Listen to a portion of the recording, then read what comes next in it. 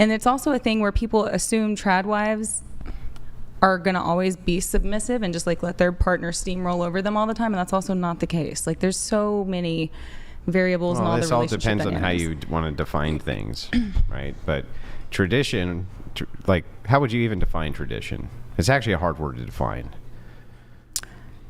What a nuclear family looks like. The man works, Well, I pays mean, bills. you wouldn't define tradition as just being nuclear family. Tradition has a specific meaning. In right? regards to dating, though, Well, I mean, just in general, what would you say tradition is?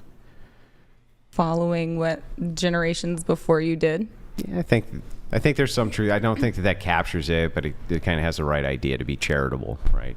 Best way I heard this described was tradition would be experiments that cultures have done that work, right? That's kind of a thing that we would point to as being tradition, like Christmas, for instance. It seems to be kind of this experiment that the culture did, and it seems to work fine, right? It's a stressful time of the year, and we just can't seem to wait for it or wait for it to be over, but it's something that seems to work. Halloween, these different holidays, all sorts of different traditional kind of aspects of American culture, right? Or Western culture, biblical, etc. These are all experiments which work. So what happens when experiments start breaking down, like the liberal experiment, the progressive experiment? People start to look at the experiments that worked, right? And they go, okay, we got to move back to those experiments because they worked. So that's what I think traditionalism is, right? So I think that the modern woman wants to have her cake and eat it too. Because at the time that marriages were working, women didn't have a fucking say, okay? That's the truth. You want to see the time where there was almost no divorce, right?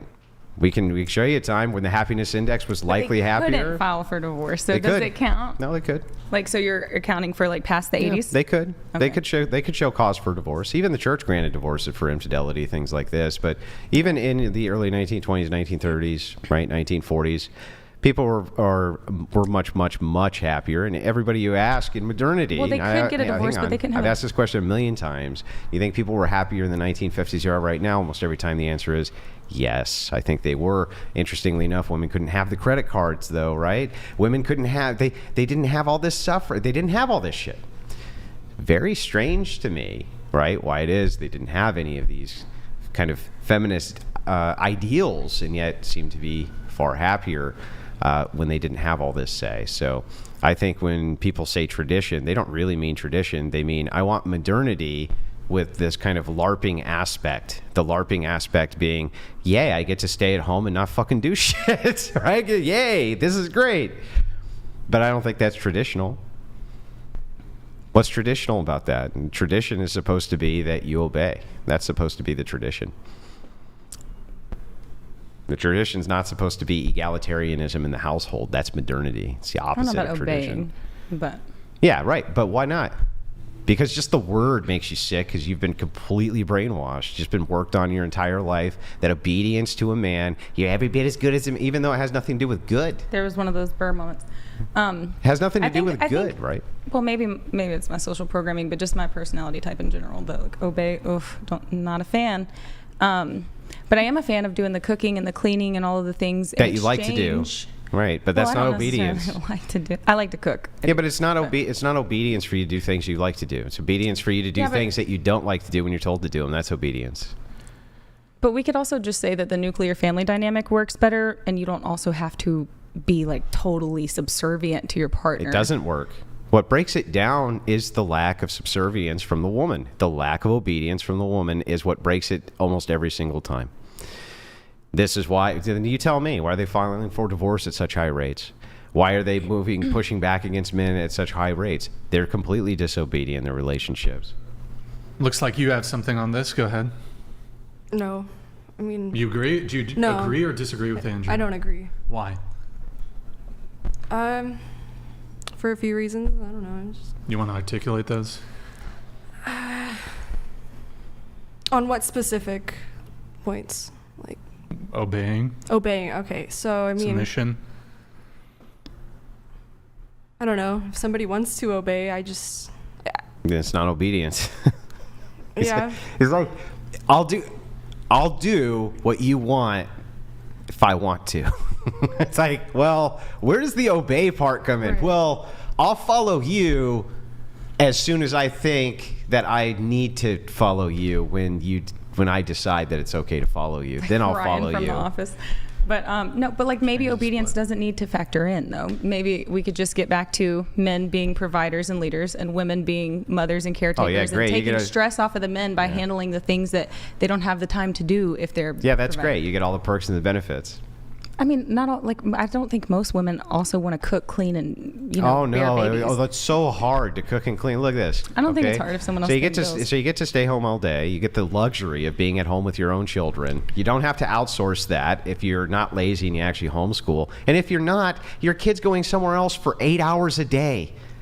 Literally 8 hours a day while you're at home. Oh my God! No, I literally agree with you on this. This is terrible. This is horrible. It is hard. It's horrible what's happening to women. It's like, no, it's not hard. And It is hard. On top Let's- of we that, can't totally you just say, like okay, that. I get all the perks, all the benefits, but I don't want to do that obedience. I have a question.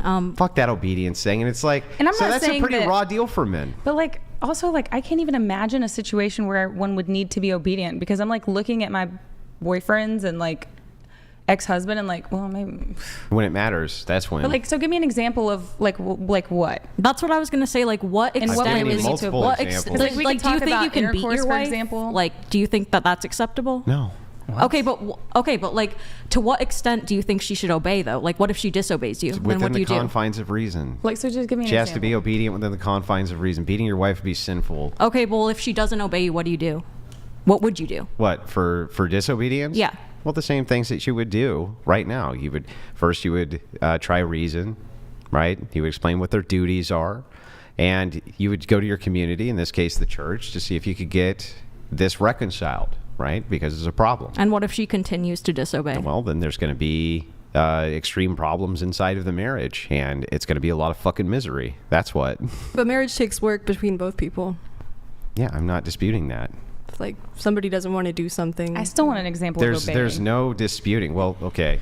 I'm fine giving those examples, right? But when the person asks me a question, I have to give that answer, then I have to give that answer. Now we've circled back to this one. Okay, so Exactly, circle back. discipline. That's right. Discipline is a great one, right? What if your husband wants to discipline, he wants to use a belt? Can he?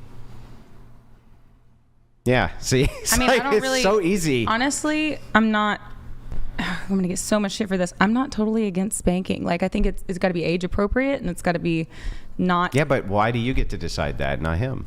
because they're half mine, and it is also my job to protect Yeah, but I them. mean, okay, again. But I guess that's one example. This would be Sure. disobedience immediately. It's like, Okay. okay, no, I think that it is the right age. No, I don't. What if he wants to Oh, take yeah, him? I'll disobey. Yeah, exactly. So you'll move into the kind of like disobedient road, and so this is an easy example.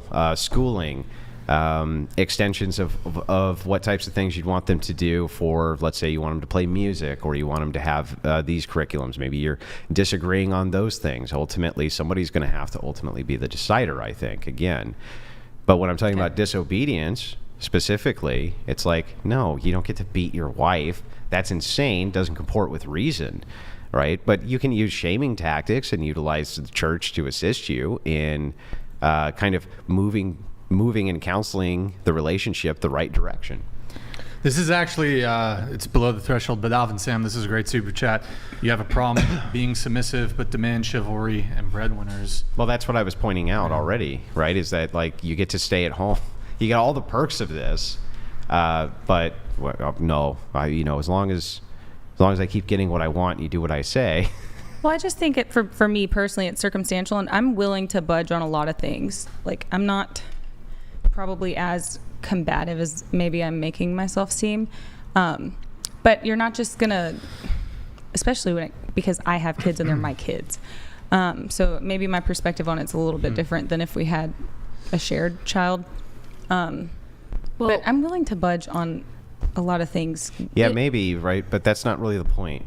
So the point really isn't reduced to, if I think Yeah. that I should submit because it sounds reasonable, I will. That's beside the point. The point is supposed to be when it doesn't seem reasonable to you to submit, that you will. That's the point. You said something about the woman benefits, I guess, most if the man's the breadwinner providing Yeah. and Switch. and Yep.